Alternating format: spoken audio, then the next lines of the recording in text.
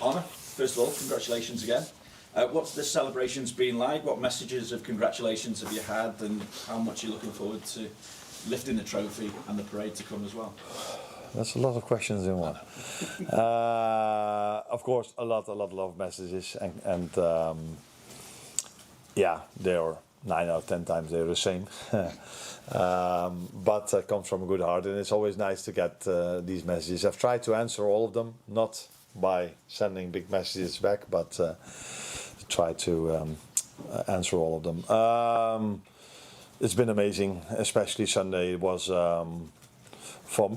maybe for all the Liverpool fans, but for many of them, one of the best days of their lives, and I think it was the same for me. The way the whole day went, arriving at the stadium, how intense the fans already were, then during the game going 1-0 behind, so it even felt like, oh, they're not going to give it to us, we have to work for it.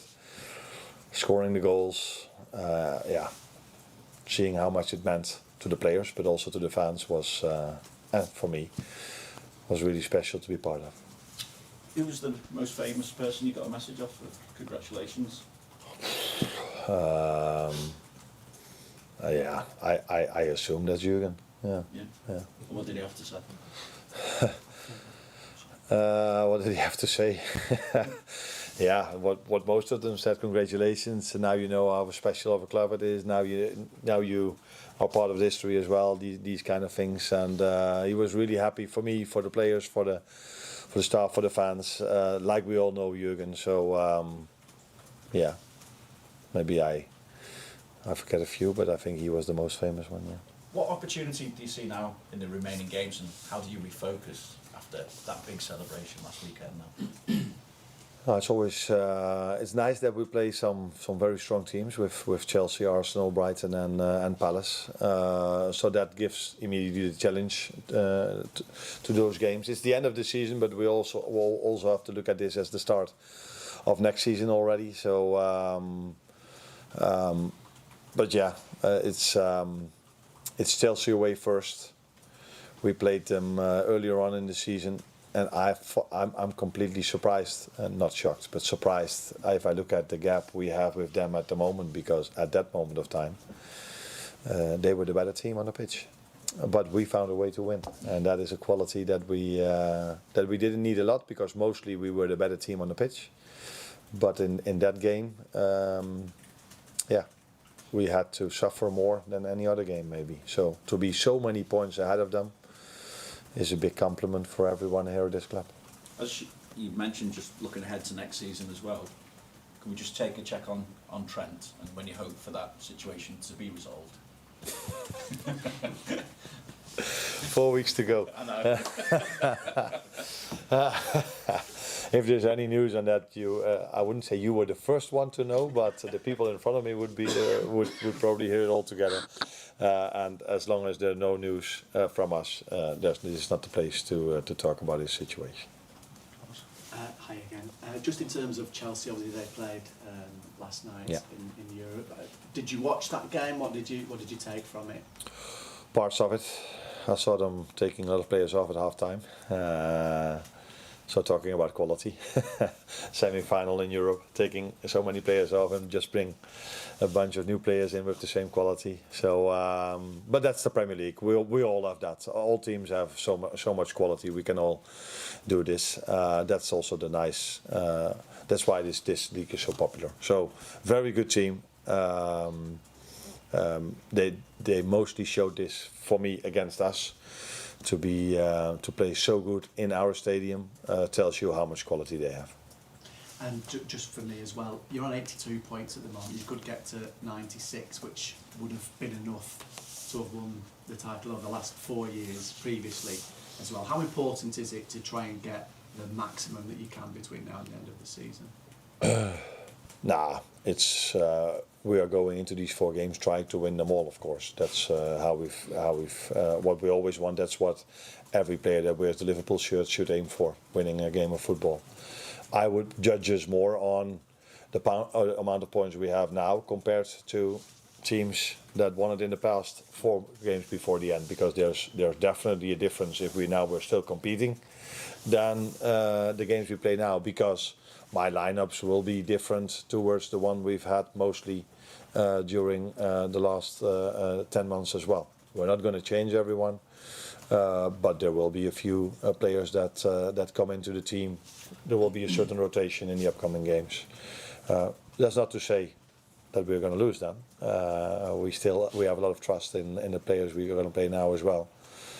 But I think it would be more honest to judges on the points total we have now compared to the ones that have won the league in the past, where they still had to fight till the end. And I think, if I'm correct, that we are on the same amount of points as many other teams that won the league recently, 4 games before the end. So it's just, sorry, one more if I may. So is that the thinking for you now, is in terms of having a look at the squad players, as you alluded to think perhaps more for next season? This season as well, because I think some of them deserve to play already earlier this season, because they've trained so well. They are good enough to play for this club. But I mainly chose the same players, and I think this is also a moment to see where they are. Also looking towards next season, maybe a bit already, but definitely also because they deserve to play this season. Thank you. We've been speaking a lot to fans this week who seem to really love the way you celebrated, both on pitch and afterwards as well at Anfield on Sunday. I just wonder, do you feel like your connection with the Liverpool supporters went up a notch after the celebrations unfolded? If that was still possible, because I from the first day I'm here, I feel that they support me and the team, but definitely me as well. Yeah, I think if you win something together, it's for the same with me, with the staff, with the team, with the fans, the players, with each other. It always goes up a notch. That's what you said. When you win something together, it's a game of football, but even more if you win a trophy together. That always lifts you to a new dimension. Yeah. Yeah. And Harvey Elliott said this week that he wants to stay and fight for his place. He's not perhaps had as many minutes as he'd have liked this season. Is he someone that you feel has got a big future at Liverpool?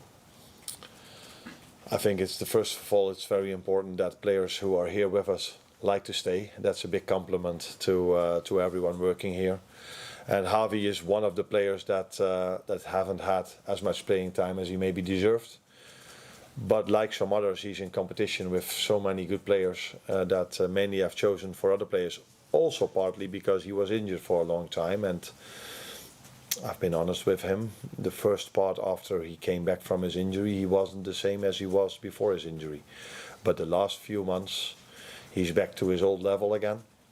But there was no need for me to start with different players. But I think if you look at the amount of minutes he had in the last 1 or 2 months and the time before, you can see it goes up already. So that tells you that I like him more now than I did when he came back from his injury the first month.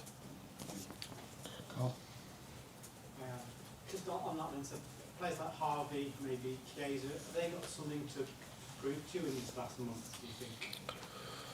I don't think they have anything to prove to me, because I see them every single day on the training ground, and I've seen them playing for us in the past or this season. Now, Federico not in the past, but he has had a great career at other clubs as well. So I don't think these players have to prove the quality players they are. But I think they want to prove for themselves that they are that they are good enough to play for us, and I already know that they are, and probably they themselves know this as well. So. No, I don't think they have a point to prove, but I do think they would like to play. But as I said, it's not now that all the ones that have played all the games are not going to play anymore, and all the other ones are going to play now. I did this once before, Plymouth away, and I got quite a little criticism by you, or didn't I? So I don't think, and that is probably then also not an honest chance. So we will mix it up. But it's not going to be 4 games with the same lineup as we had against Tottenham. You mentioned earlier that you're already starting to think about next season. which this season you never did. You always think about the next game. So how much advantage does winning the league with 4 games to go give you in terms of looking forward to next season, in terms of planning and everything? There are so many things that have influence on next season. Is it an advantage, yes or no, that some teams could go to the Club World Cup?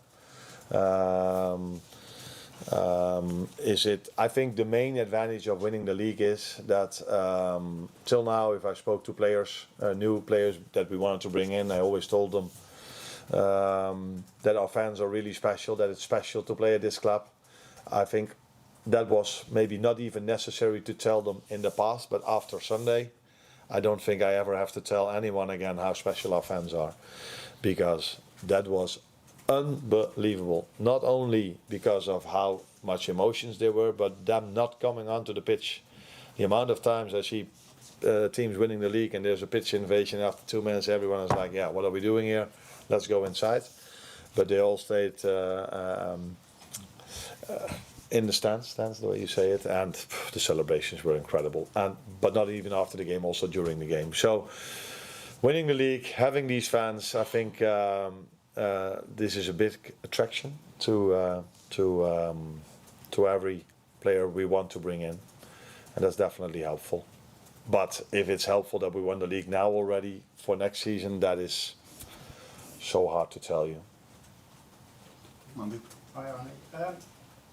Considering the progress English teams have made in Europe, what does that say about the strength of the Premier League? Considering Manchester United are 14th and Tottenham 16th, and they could be contesting the Europa League final. Yeah, but I think the number 14 and 16 of the Premier League have so much more funds than the number 1 in Holland, for example. So it's not a complete surprise that teams, and we have many of them in the Premier League, have so many more funds than everywhere around the world, every other place around the world, except for Paris Saint-Germain, except for Barcelona, Real Madrid, and a few others. That is not a surprise that English teams go all the way into Europe, especially in the Conference League and in the Europa League, because they are in a different league when it comes to money compared to the other teams that play there. In the Champions League, it's more balanced, I think. So it's a big achievement from Arsenal that they are still in the semi-final. So yeah, it tells you how much money there is in this league and how strong this league is. But we all knew this, that we didn't need this season to know that the Premier League is probably by far the best league and the most competitive league in the world. There are not many leagues where the number 15, 16, 17 now, because of a coincidence, it's done. United and Tottenham, they normally are not there. But even the teams that are normally there have players that can play for the number 1 and the number 2 and the number 3 as well. And you don't see this in any other league, I think. No? Hi Arne, you mentioned that Chelsea were the better team in the first game, and they had some real joy tactically, probably giving you more tactical problems than anyone else this season. Do you enjoy these kind of tactical battles, and do you expect a similar examination on Sunday? Yes, because Chelsea plays the same style as they played at Anfield, and they've played the same style always. It's always 3-2, 4-1, or the way you want to call it. They always bring one of their defenders into the midfield, and they did this in our game as well. That wasn't a surprise because we've seen them playing. I think it was somewhere around the 11th game, or when did we play them? Yeah. So we knew that they did this, but we didn't defend that well enough, or they were just outstanding. That's also a possibility. I do feel that was one of their better games during the season. But yeah, apart from tactics, they have so many good players in their squad that is the biggest thing you have to fight against, not the tactics. It's always the players you have to play against. Speaking of the players, Mac Allister has been nominated for Premier League Player of the Month. I think he's probably been a little bit underrated over the course of the season. He's not someone who's been spoken about as much as some of the other players. How important do you think he is to the success you've been able to get this season? Yeah, I don't think he's underrated by me, because he played maybe every game or close to every game. Maybe the few times he didn't play, that was because he either needed rest or he got a knock, so he couldn't play. Very important player, game intelligence, so comfortable on the ball. But what makes him even more special to me is normally players that have so much game insight and are so comfortable on the ball are not as aggressive and intense without the ball, and he is one of the few players in the world that combine this. So great game intelligence, great on the ball, but a tenacity, that's the word you use here. Without the ball, that is, in our midfield he stands out in terms of tenacity. Hang on, Michael. Hi, can I just, sorry, can I just ask, is there any update on Conor Bradley? Is he going to be available for the weekend? He will train with us today, so that's the first start, and let's see how he does. So we expect him to be available. I don't know if that means that he's available to start, but if all goes well today and tomorrow, he will probably be in the squad. Yeah. Thank you. Thanks, Arne. You're welcome. 3.5 points.